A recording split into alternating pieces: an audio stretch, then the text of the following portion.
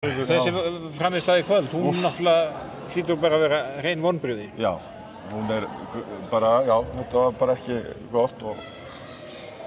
bara byrjunin, við klukkum ekki, við sem alveg hvað var að koma, við vorum búin að fara verið yfir þetta, vildum alls ekki að Karlotta eða Ída kemust á siglinguna og við snertum það ekki, svo að varnarleikurinn var bara skelfilegur og Hrafnhildur svona, já, við hjálpuðum henni lítið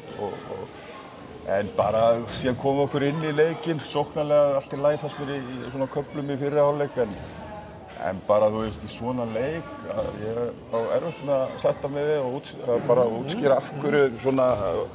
já bara soft varnarlega, það kom verulega óvart og ég held að það yrði allt annað í okkur. Og svona byrjuðu við hérna mjög vel, byrjuðu hérna skora 2 fyrstu mörkin í seinni hálfleik, minnki hérna niður 2 og hélt maður að þið verið að fara að gera þetta eitthvað spennandi leik en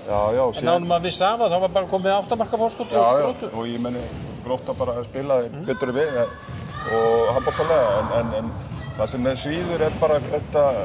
kraftleysi, máttleysi varnarlega út af því að þó gangi illa sóknarlega þá að geta gert meira varnarlega mér þetta var ekki gott og ég, eins og segi, það ekkert hægt að fegra þetta. Þannig að þið eru eiginlega bara komnir í þá stöðu að IBVF getur nappað af ykkur 7. sætinu þessna? Já, ég vissi það svo sem og ég meina nú bara leikur á móti Selfoss næst og Selfoss og Valur, ekki? Selfoss og Valur, já. Jú,